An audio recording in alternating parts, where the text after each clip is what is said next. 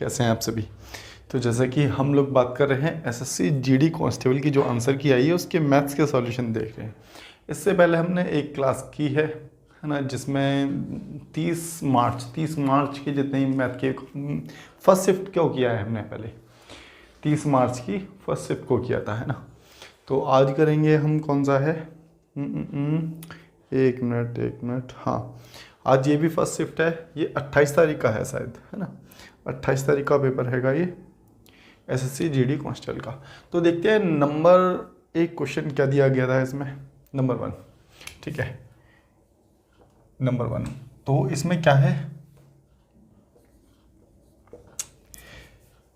कह रहा है कि 5,000 रुपये का मूलधन 8 वर्षों के लिए साधारण ब्याज पर निवेश किया गया है। यदि वार्षिक ब्याज की दर 12% है तो 8 वर्ष के बाद धनराशि कितनी होगी। तो देखो सबसे पहले क्या क्या दिया गया है इसमें। देखो जब कोई धनराशि दी जाती है, उधार दी जाती है, तो उसे प्रिंसिपल कहते हैं, मूलधन कहते हैं। इसको हम पी से डिनोट कर रहे हैं यहाँ पर, ठीक है। आगे क्या कहता है, टाइम जो दे रखा है आपको, टाइम जो दे रखा है 8 वर्ष दे रखा है, ठीक है। और अगला जो रेट ऑफ इंटरेस्ट दिया गया है क्वेश्चन में, जो परसेंटेज दिया गया है रेट ऑफ इंटरेस्ट, वो दिया गया है 12%। यहाँ पर देखो आपको मूलधन आपको क्या निकालना है, मूलधन ही अमाउंट निकालना है, अमाउंट। तो सबसे पहले आप क्या करेंगे, एसआई निकालेंगे। तो एसआई का फॉर्मूला क्या होता है, P × R × T, ठीक है, अपॉन में 100। तो आप यहाँ से एसआई निकाल सकते हैं PRT से। तो 5,000 रुपये हो गया 8 वर्ष के लिए 12% से, डिवाइड बाय कितना 100, 0 से 0 काट दी तो 12 8 पंजे 40 और 12 चौक 48, है ना, 12 चौक 48। तो कितना हो गया है हमारे पास, 4800 हो जाएगा। एक मिनट, ये 5,000 नहीं है क्वेश्चन में, 50,000 है, इसको 50,000 कर लो। और यहाँ पर भी क्या आ जाएगा, एक 0 बढ़ जाएगी, यहाँ पर भी एक 0 बढ़ जाएगी, तो ये 48,000 आ गया। अब ये 48,000 क्या है, याद रखना ये एसआई है। क्या है ये, एसआई है। कभी भी क्वेश्चन में कहता है कि कितनी धनराशि हो जाएगी, तो वो हो जाएगी की बात करता है, तो इसका मतलब वो अमाउंट की बात कर रहा है। किसकी बात कर रहा है आप लोगों से, अमाउंट की बात कर रहा है। जबकि अमाउंट किससे मिलकर बनता है, प्रिंसिपल प्लस एसआई से। तो हमने एसआई तो निकाल दिया, हम इसमें प्रिंसिपल और जोड़ देते हैं। अगर इसमें हम 50,000 और जोड़ देंगे तो हमारे पास कितना आ जाएगा, 0 0 0 8 4 5 9, कितना आ जाएगा यहाँ से 98,000 हम लोगों का आंसर आ जाएगा। तो मेरे हिसाब से तो इतनी बात आप लोगों को क्लियर हो गई होगी। बात बाकी आप लोग कमेंट करके बता सकते हैं, जैसे कि कभी कभी ऐसा होता है कि मैं एडिशनल जानकारी दे देता हूँ आपको, जैसे फॉर्मूला हो गया या ये अमाउंट की बात हो गई। तो ये चीज़ ठीक लग रही है आपको, या फिर मैं डायरेक्ट सिर्फ सॉल्यूशन करा दूँ कि भाई ये सॉल्यूशन है, बात ख़त्म। अगर आपको पहले से ही बेसिक चीज़ें जैसे फॉर्मूला वगैरह ये चीज़ें आती हैं तो डायरेक्ट कर लेंगे हम, ठीक है ना। और अगर आपको दिक्कत होती है कि या आपको ठीक लगता है कि ऐसे करना, तो ऐसे कर लेंगे। जैसा भी आप लोग फीडबैक दे सकते हैं अपना कमेंट बॉक्स में, ठीक है। चलते हैं नेक्स्ट क्वेश्चन की ओर, और अगला क्वेश्चन क्या कहता है देखते हैं, है ना। अगला क्वेश्चन, एक मिनट निकल जा भाई। कह रहा है रमेश स्थान जे से चलना शुरू करता है। देखो क्वेश्चन नंबर 2 है, रमेश है, स्थान जे से चलना शुरू करता है, जे से चलना शुरू करता है, ठीक है। 28 घंटे बाद वो के पर पहुंचता है। 28 घंटे बाद वो कहाँ पहुंचता है, के पर पहुंचता है। वह कुल दूरी का 2/5 भाग, कुल दूरी का 2/5 भाग। अब देखो यहाँ पर डिस्टेंस मान लिया हमने 2/5 भाग, 2/5 भाग, ठीक है ना, 10 किलोमीटर प्रति घंटे की चाल से। और शेष दूरी का, अब देखो 2/5 तो ये हो गया, तो शेष कितना बचा हमारे पास, 3/5। बात समझ पा रहे हो, 3/5 कैसे चलता है, 20 किलोमीटर प्रति घंटे से। अब एक चीज़ देखो, यहाँ पर हम एलसीएम ले लेते हैं। तो अगर एलसीएम ले लेते हैं जिससे कि वैल्यू क्या हो जाएगी यहाँ पर हमारी बराबर हो जाएगी, जिससे कि हमें कैलकुलेशन करने में आसानी होगी। तो एलसीएम ले लिया, नीचे वाली संख्या का इससे ही कटा, इससे ही कटा, तो सारा कुछ यहाँ से हटा ही देते हैं। फिर 2:3 हो जाएगा। कितना हो जाएगा, 2:3। तो यहाँ पर लिख देते हैं हम कितना, 2:3। अब ये डिस्टेंस आ गया। देखो रेसो है ना, रेसो में 0 बढ़ा दो, कोई फ़र्क नहीं पड़ता भाई, ठीक है। तो आगे क्या कहा गया है, ये चलता है 10 किलोमीटर प्रति घंटे से और ये चलता है 20 किलोमीटर प्रति घंटे से। तो डिस्टेंस और ये है स्पीड, तो यहाँ से हमारे पास टाइम निकल जाएगा, ये निकल गया 2 घंटे और ये निकल गया हमारे पास कितना, 1.5 घंटे।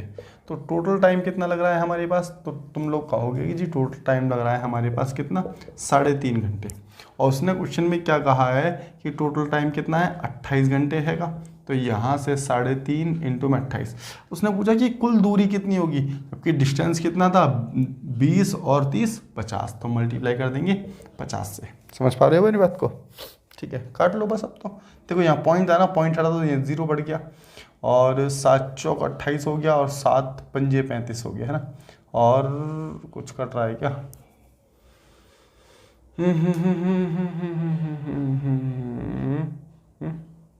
काट दिया ना, 0 कम पड़ रही है ना हमारे पास।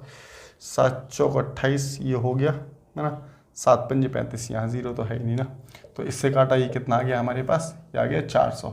तो यहाँ से डिस्टेंस निकल करके आ गया हमारे पास कितना, 400। तो आंसर भी क्या हो जाएगा, जे से के तक की दूरी 400 होगी। चलते हैं नेक्स्ट क्वेश्चन की और देखते हैं अगला क्वेश्चन क्या कहता है। अगला क्वेश्चन क्या कहता है, आ जाओ भाई। दो संख्या दे रखी है, इनका अनुपात दे रखा है, इनका गुणनफल दे रखा है, तो उनका योग पूछा है कि योग कितना होगा। क्वेश्चन नंबर 3 में देखो, दो संख्याओं का अनुपात दे रखा है तो उसको x मान लेते हैं, 5x। अब इसका मल्टीप्लाई कितना हो गया हमारे पास, 30x² बराबर, इसने वैल्यू जो दे रखी है कितनी, इतनी दे रखी है, 0 से 0 काटा, 3 6 18 और 3 चौक 12, तो x² बराबर 64 आ गया। जैसे ही स्क्वायर हटेगा वैसे अंडर रूट चढ़ जाएगा और x की वैल्यू कितनी आ जाएगी हमारे पास, 8 आ जाएगी। इतनी बात आप लोगों को क्लियर हो गई होगी। उसने इसका योग पूछा है। अब देखो, आप ऐसे मत करना कि इसकी मल्टीप्लाई इससे करें, इसकी मल्टीप्लाई इससे करें फिर निकाल लें। देखो, हमें करना है तो हम डायरेक्ट भी कर सकते हैं, 6 5 11, 11 की मल्टीप्लाई 11 88, इसका योग निकल के आ जाएगा। तो इतनी बात भी आप लोगों को क्लियर हो गई होगी मेरे हिसाब से। तो चलते हैं क्वेश्चन नंबर 4 की ओर, और 4 में क्या कहा गया है। क्वेश्चन नंबर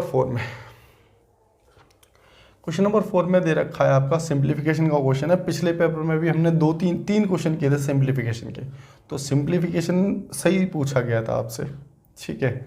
और जो जिसका भी पेपर दोबारा होगा तो उसके लिए हेल्पफुल होगा ये, ठीक है ना। तो ये हो जाएगा हमारे पास 10 और -8 5, ये एक ब्रैकेट आ गया, फिर एक और ब्रैकेट आ गया, और फिर एक और आ गया, फिर एक और आ गया, बहुत सारे ब्रैकेट आ गए भाई। ठीक है, कोई दिक्कत नहीं है, ठीक है। तो सबसे पहले क्या होता है, बोर्ड मास मैंने लास्ट क्लास में बताया था, सबसे पहले ब्रैकेट सॉल्व करते हैं। तो सबसे अंदर का ब्रैकेट कौन सा, ये वाला है, तो ये बन गया हमारे पास 13। जैसे ही 10 और 13 का कॉम्बिनेशन होगा तो यहाँ पर -13 + 10, तो ये बना देगा कितना, ये पूरा हट गया और यहाँ बन गया हमारे पास कितना, -3, क्योंकि -13 था, ठीक है। जैसे ही ये माइनस अंदर जाएगा तो ये प्लस बना देगा, ये 3 को प्लस बना देगा, और 6 और 3 कितना हो जाएगा, 9। तो यहाँ पर सीधा हम इसको भी हटा दें तो यहाँ पर 9 लिख सकते हैं। इतनी बात क्लियर है, ठीक है। जैसे ही खुलेगा तो ये -9 बन जाएगा, है ना, -9 और ये 8 बन गया। तो हमारे पास जो बचेगा वो -1 बचेगा। यहाँ से इसको भी हटा देते हैं, -1 लिख देते हैं। अब -1 हैगा, ये माइनस अंदर जाके फिर प्लस बना देगा, और ये 24 और 1 कितना हो गया, 25। आप लोगों का आंसर हो गया। तो मेरे हिसाब से बात समझ आ गई होगी आप लोगों को कि कैसे किया है हम लोगों ने। नहीं समझ आता तो एक बार रिपीट करके देख लो, धीरे धीरे देखो, ठीक है। और जिसको स्लो लगती है ना स्पीड, वो 2x पर देख लो, 1.5 पर देख लो, अपने हिसाब से देख लो, ठीक है। चलते हैं अगले क्वेश्चन की ओर। और क्वेश्चन में क्या कहा गया है, क्वेश्चन नंबर 5 करेंगे ना, हाँ जी 5। कहता है ए रेसो बी जो दे रखा है आपको 7:4 दिया हुआ है, ठीक है। तो कहता है कि 6a + b, देखो यहाँ दे रहा है 6a + b, ठीक है, 6a + b अपॉन में, देखो रेसो है तो हम अपॉन में लिख सकते हैं 6a - b। ये क्या होगा, अब देखो जहाँ a है वहाँ पर कितना 7 लगा लो, क्योंकि a की वैल्यू 7 है, b की जगह क्या लगा देंगे, b की जगह 4 लगा देंगे, समझ रहे हो। a की जगह 7 लगा दिया तो यहाँ पर भी मल्टीप्लाई 7 हो गया, ठीक है। b की जगह क्या लगा दिया हमने, 4 लगा दिया। इतनी बात समझ आ गई। 6 7 42, 42 और 4 कितना हो गया, 46 हो गया। ठीक है। 6 7 42, 42 में से 4 गए तो 38 हो गया। 38 इसको काटा तो 23/19 आ गया। कितना आ गया? 23/19। तो रेशो जो हो जाएगा आप लोगों का 23 और 19 हो जाएगा। ऊपर वाली संख्या आगे होती है, बाद वाली पीछे होती है। 23/19 आपका आंसर हो जाएगा। चलते हैं अगले क्वेश्चन की ओर, देखते हैं अगला क्वेश्चन क्या कहता है। क्वेश्चन नंबर 6, क्वेश्चन नंबर 6 देखते हैं। 6 में कहा गया है आप लोगों को 6 में कहता है सिंप्लीफिकेशन का क्वेश्चन है। 6 क्वेश्चन नंबर 6 भी किसका है? सिंप्लीफिकेशन का क्वेश्चन हैगा। और ये हो गया 144 × 2 है ना, प्लस 130 मल्टीप्लाई, और ये हो गया 10 × 2। देखो आसान सा क्वेश्चन है मेरे हिसाब से तो, ठीक है।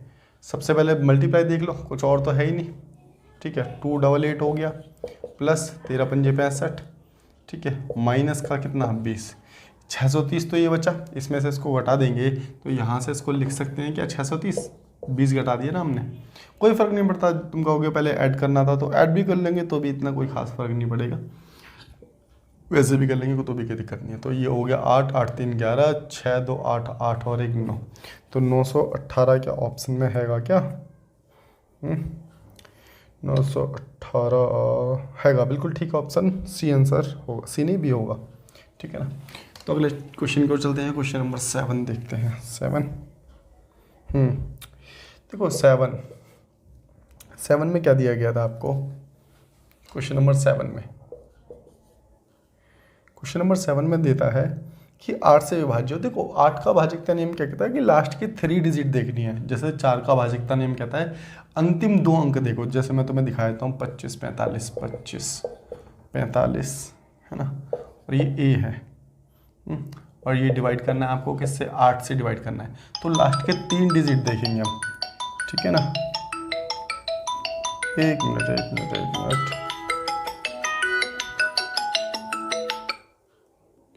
चलिए, तो यहाँ से क्या होगा, हम लास्ट 3 डिजिट देखेंगे। तो यहाँ से देखो 8 पंजे 40, बचेगा कितना? 5 बचेगा। तो एक ही जगह पर हम क्या रख दें? 6 रख दें, तो आंसर ठीक आ जाएगा हमारा, ठीक है। तो ये पूरी कट जाएगी, तो इसका मतलब ए की वैल्यू क्या हो जाएगी? ए की वैल्यू 6 हो जाएगी। तो इतनी बात समझ आ गई होगी, ठीक है।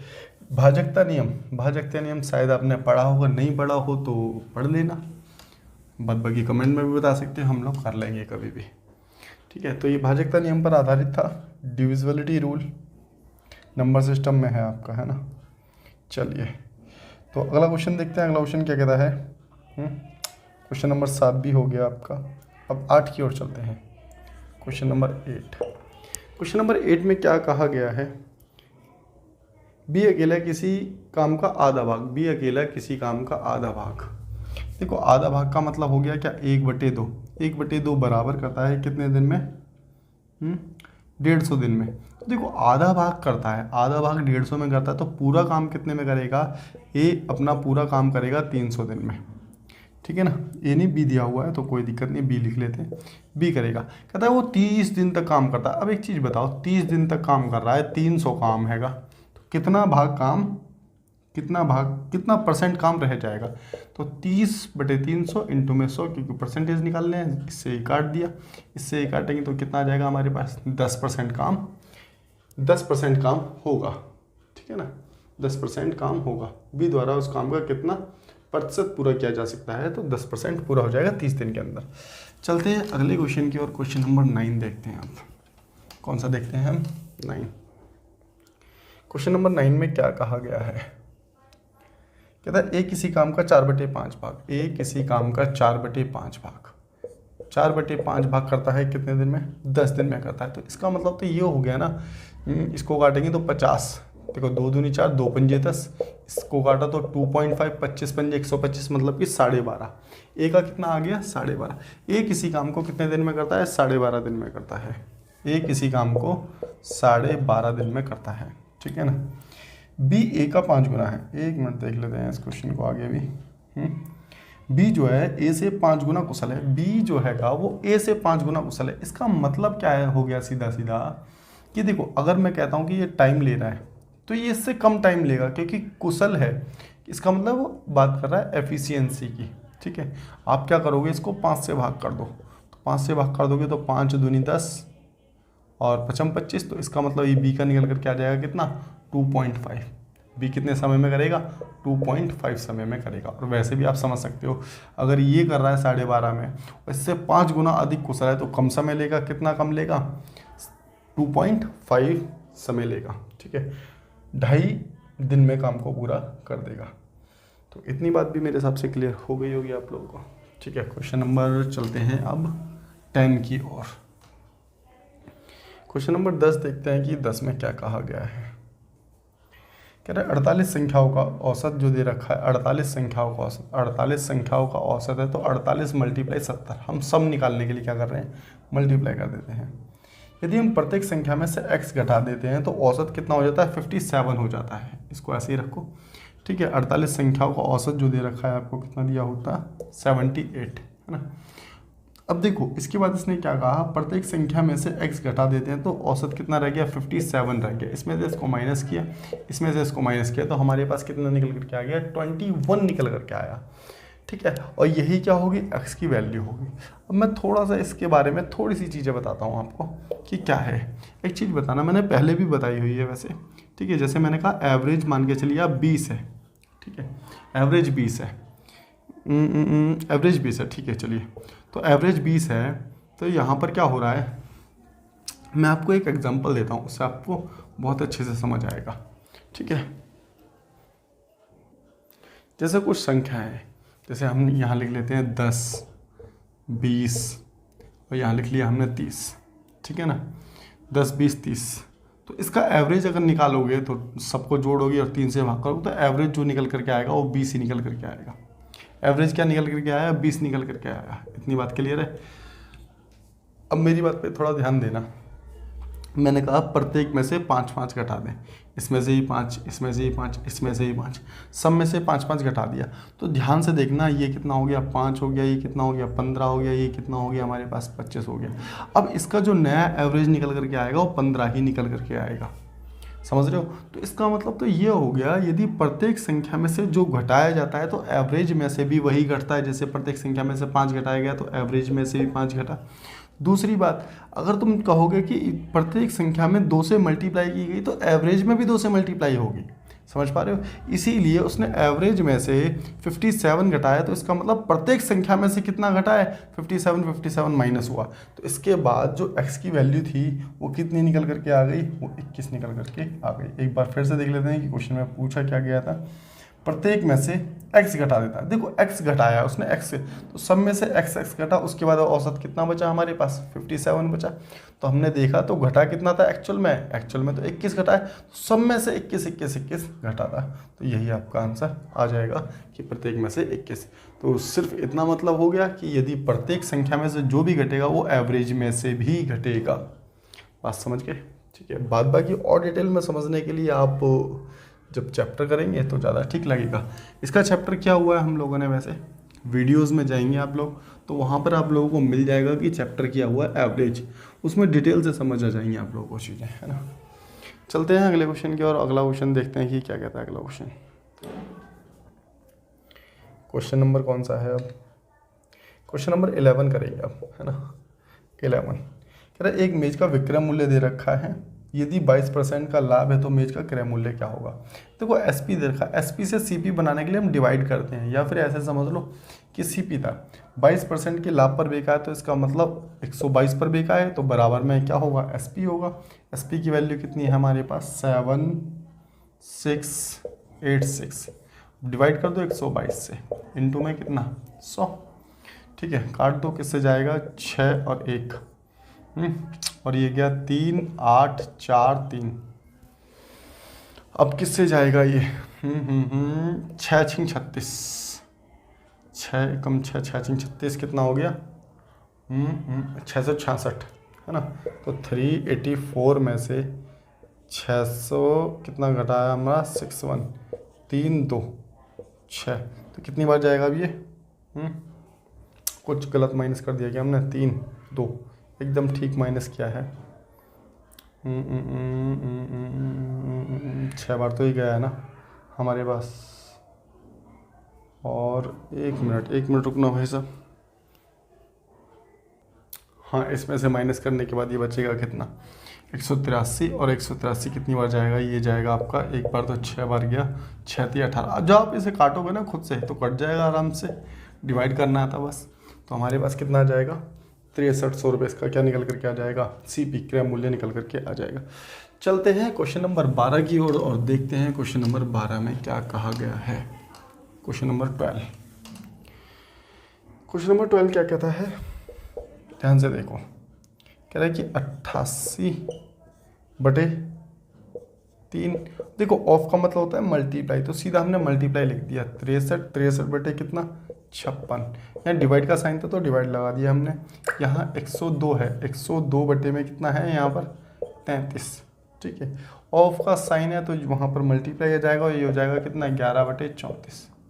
समझ रहे हो, बस इसको काट लो बस। किससे काटोगे, 7 8 56, 7 9 63। ठीक है, इसको इससे काटा 11 बार। देखो पहले मल्टीप्लाई ये वाला काटोगे क्योंकि ये ऑफ है, इसे काटेंगे क्योंकि ये ऑफ है। ठीक है ना, 3 3 9, 11 3 33 तो हमारा यहाँ से निकल करके आ गया है ना। डिवाइड का साइन था, डिवाइड आ गया। 11 3 33, 17 दूनी 34 और 17 6 और 3 दूनी 6। तो यहाँ से आ गया कितना, 2। यहाँ से प्लस 2 से 2 कैंसिल हो गया ना, बस। तो ये 33 आ जाएगा बस। ठीक है ना, आंसर कितना आ जाएगा हमारे पास, 33। सब कुछ कटने के बाद क्या आ जाएगा, 33 आ जाएगा। चलिए क्वेश्चन नंबर 12 हो गया, चलते हैं 13 की ओर और देखते हैं कि 13 में क्या दिया गया है। क्वेश्चन नंबर 13 क्या कहता है, क्वेश्चन नंबर 13 कहता है आप लोगों का, एक व्यक्ति, यहाँ पर देखिए क्वेश्चन नंबर 13 कह रहा है एक व्यक्ति एक पेंसिल को 30% के लाभ पर बेचता है। तो देखो यहाँ पर ये एक टाइप है लॉस एंड प्रॉफिट में पूरा का पूरा। कोई व्यक्ति जब ये कहता है कि इतने के लाभ पर बेचता है, इतने कम में खरीद के लेके आ रहा होता और इतने % का उसे प्रॉफिट होता। ठीक है ना, तो 30% के लाभ पर बेचता है तो हमने लिख दिया प्लस 30%। ठीक है, यदि इसके विक्रय मूल्य में 200 की कमी कर देता, 30% के लाभ पर बेचता है, यदि वह इसके विक्रय मूल्य में 200 की कमी कर देता तो उसे 10% की हानि होती। तो हानि किस पर होगी, CP पर होगी। 10% की हानि मतलब कि 90 में बेच रहा था और बेचते समय 200 कम कर देता है। ठीक है ना, तो ये बराबर में रख दिया। क्यों, 90% बराबर में 30%। ठीक है, या 10% रख लो, वैसे 10%, लेकिन माइनस का 10% की हानि हो रही थी ना, ऐसे रख सकते हो तुम। ठीक है, तो यहाँ से इक्वल टू किधर जाएगा, तो ये कितना हो जाएगा हमारे पास, हो जाएगा 40%। 40% की वैल्यू हमारे पास कितनी आ गई, 200। अब ये माइनस का था, ये भी माइनस का, माइनस से माइनस कैंसिल हो गया, अपॉन में 40 इंटू में क्या आ जाएगा हमारे पास, 100 आ जाएगा। 0 से 0 कैंसिल आउट कर दी, 4 पंजे 20। ठीक है, 4 पंजे 20। तो यहाँ से जो वैल्यू निकल करके आ गई, ये जो निकलता है वो CP निकलेगा। यहाँ से क्या निकला, CP। अब CP कितना था इसका, 500 रुपये था CP। CP कितना था, 500 रुपये। लेकिन उसने CP नहीं पूछा, उसने क्या कहा गया है, तो उसे 10% की हानि होती है। पेंसिल का प्रारंभिक विक्रय मूल्य, अब देखो ये था हमारे पास CP, कह रहा है कि पेंसिल का प्रारंभिक विक्रय मूल्य। तो पेंसिल सबसे पहले तो 30% के लाभ पर बेची गई थी, तो 30% का लाभ, इसका मतलब 130 बटे 100। देखो एक क्वेश्चन तो आपका यहीं पर खत्म हो जाता कि CP पूछता आपसे और आप निकाल देते, लेकिन उसने SP पूछ लिया। SP पूछ लिया तो मल्टीप्लाई में कर देंगे तो कितना हो जाएगा, 650, 13 पंजे 65, 600 रुपये उसका SP हो जाएगा। चलते हैं क्वेश्चन नंबर 14 की ओर और देखते हैं कि क्या कहता है क्वेश्चन नंबर 14 में। ठीक है, क्वेश्चन नंबर 14 में क्या कहता है,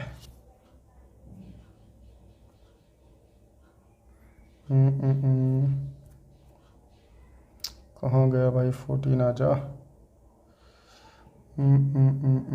हाँ ठीक है, क्वेश्चन नंबर 14 कहता है एक मोबाइल फ़ोन के 15%, एक मोबाइल फ़ोन के मूल्य में 15% की वृद्धि होती है और नया मूल्य 11,500 रुपये हो जाता है। वास्तविक मूल्य कितना था। ठीक है ना, ठीक है, देखो 15% की वृद्धि हो गई तो इसका मतलब 100 पर ही वृद्धि होती है, हम मान के चलते हैं ना इनिशियली।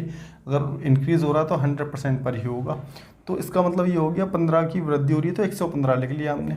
इसकी वजह से वो हो कितने का जाता है, वो इतने का हो जाता है। तो इसका मतलब तो ये हो गया ना, इसकी वैल्यू ही ये दे रखी है ये। ठीक है, तो 115 इंटू में 100 कैलकुलेट कर दिया तो यहाँ से आ गया हमारे पास 100, तो ये निकल कर क्या आ जाएगा कितना, 10,000। 10,000 हमारे पास क्या निकला, इसका CP निकला, या फिर वास्तविक मूल्य आप लोग कह सकते हैं। चलते हैं अगले क्वेश्चन की ओर। क्वेश्चन नंबर 15 देखते हैं कि 15 में क्या कहा गया है। 15 में क्या कहा गया है। एक आयत का परिमाप दे रखा है आपको। देखो आयत का परिमाप, पेरीमीटर कैसे निकालते हैं हम, परिमाप कैसे निकालते हैं मैं तुम्हें बताता हूँ। परिमाप निकालना है आयत का तो होता है 2L + B, लंबाई प्लस चौड़ाई, ठीक है ना।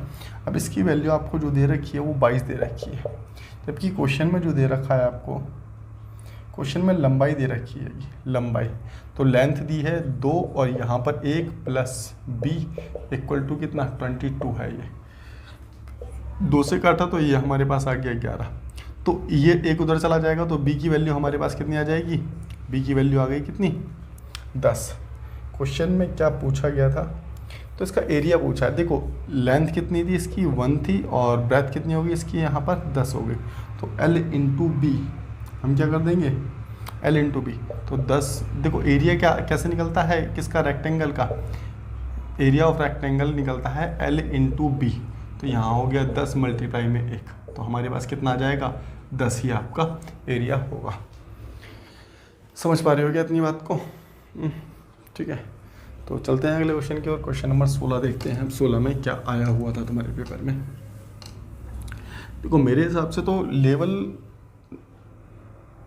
लेवल जो था पेपर का वो इजी था, मैथ का पोर्शन तो इजी हैगा, इसमें कुछ भी ऐसा कुछ है नहीं जो टफ होगा, ठीक है। क्वेश्चन नंबर 17 देखते हैं।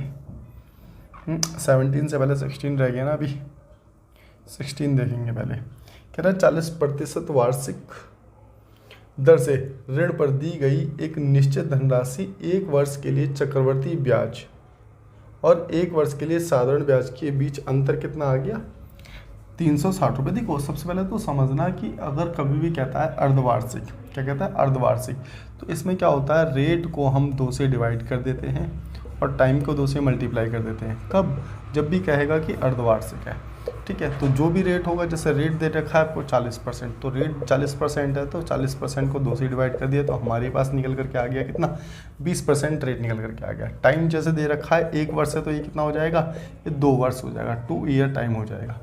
इतनी बात क्लियर है, ठीक है। आपको डिफरेंस दे रखा है और आपसे प्रिंसिपल पूछा है तो आप कैसे करेंगे, तो देखो P = होता है D, ठीक है,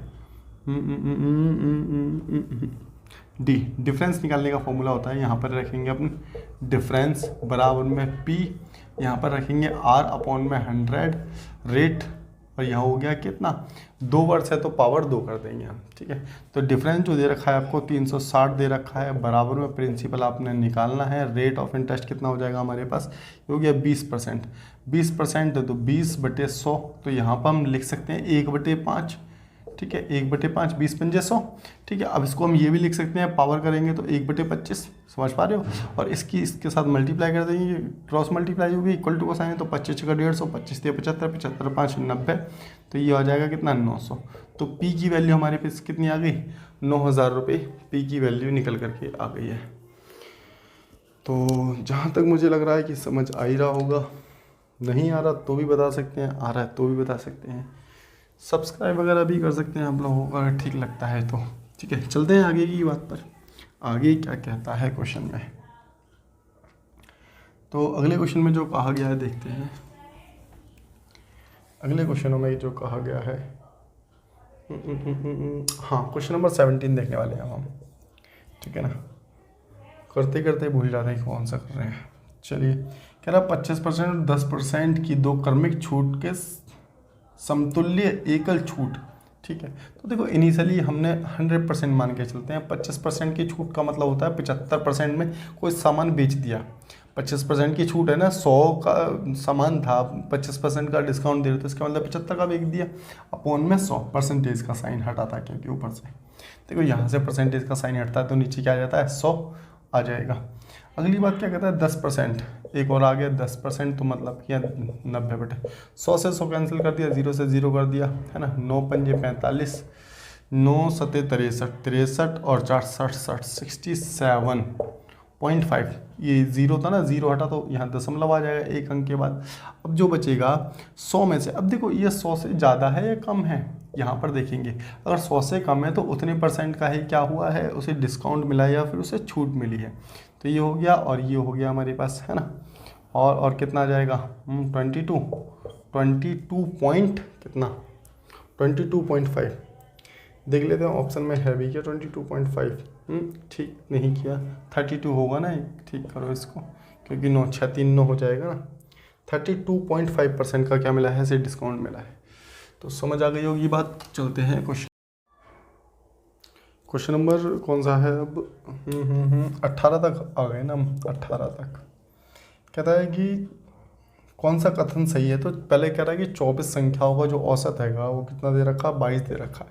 तो सम कैसे निकालते हैं, टोटल सम हो जाएगा कि 24 की मल्टीप्लाई इससे कर देंगे तो कितना आ रहा है हमारे पास, 24 दूनी 48 की 8, 24 दूनी 48, 48 और 4 कितना होता है, 48 और 4 52, है ना। और फिर उसके बाद कहता है कि 9 संख्याओं का औसत जो दे रखा है आपको, 9 संख्याओं का 18 दे रखा है, 9 का 18, तो 9 का 18 मतलब कि 162।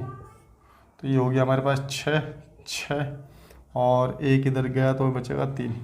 अब यहाँ संख्या कितनी बच रही है, इसमें से घटाएंगे तो 15 बच रही है संख्या, है ना। 15 से इसको भाग कर देते हैं, 5 तिया 15, और ठीक कर आया क्या, यहाँ पर कुछ गलत है क्या, 5 तिया 15 हो गया ना, ठीक है। 5 सत्ते 35 हो गया।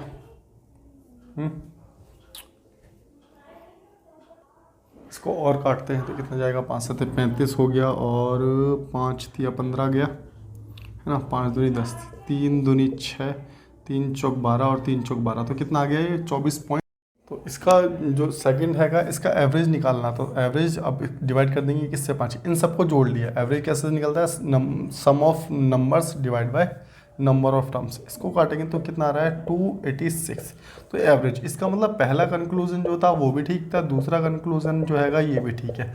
इसका एवरेज भी यही है और दूसरी पहले वाली जो संख्या दे रखी थी उसका एवरेज भी वही था, ठीक है, जो दिया गया है। तो नंबर 1, ऑप्शन 1 और 2 दोनों ठीक है, इसका आंसर भी यही होगा। चलते हैं 19 क्वेश्चन पर, सेकंड लास्ट क्वेश्चन है अच्छी क्लास का।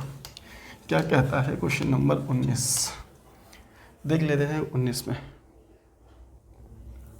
क्वेश्चन नंबर 19 कहता है 480 के 95% में, है ना, 480 के 95% में जोड़ा जाए ताकि क्या बन जाए, ताकि प्राप्त संख्या 810 के 70% के बराबर हो, ठीक है। तो 480 के 95% पता है कितना हो जाएगा, 480 का 95%, 480 का 95% कितना हो जाएगा हमारे पास। अब ऐसे कर लो कि 5% निकाल लो, 5% कितना हो गया 24, सीधा कर लो या तो मल्टीप्लाई कर लो, या 24 इसमें से घटा दोगे।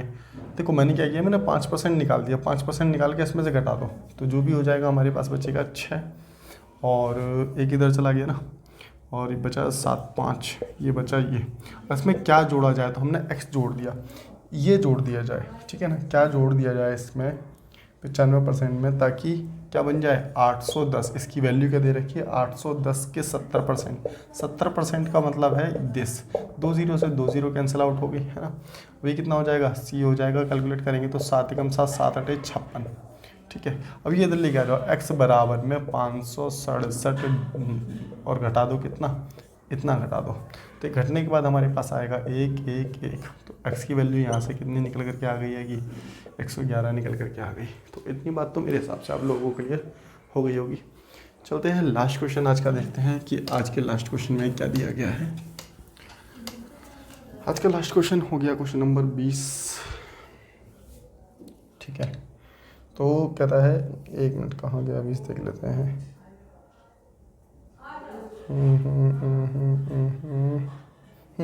एक वस्तु का अंकित मूल्य दे रखा है आपको कितना, एक वस्तु का अंकित मूल्य, तो 20 में जो दिया गया है एक वस्तु का अंकित मूल्य PP दे रखा है। प्रिंट प्राइस कितना दे रखा है आपको, 99, ठीक है। और यदि वस्तु की 25% की छूट दी जाती है तो इसका विक्रय मूल्य क्या होगा। देखो 25% की छूट का मतलब हो गया 75, 75/100, 2 जीरो से 2 जीरो कैंसिल आउट कर दिया, मल्टीप्लाई कर दो बस इसको। देखो मल्टीप्लाई भी कैसे करोगे, इसको सीधा 7500 मान लो, हम इसको 100 मानते हैं, इसको 75 मानते हैं, तो ये एक बार को 7500 हो जाएगा। इसमें से माइनस कर दो कितना, 75, 75 माइनस कर दो, तो ऐसे जल्दी कैलकुलेशन हो सकती है मेरे हिसाब से। तो ये कितना आ जाएगा हमारे पास, 7425 आपका आंसर आ जाएगा। तो चलिए आज के लिए इतना ही बहुत है, बाद बाकी मिलते हैं अगले 20 क्वेश्चनों के साथ, देखते हैं अगला पेपर कौन सा है। ठीक है, जैसा भी आप लोग फीडबैक दे सकते हैं।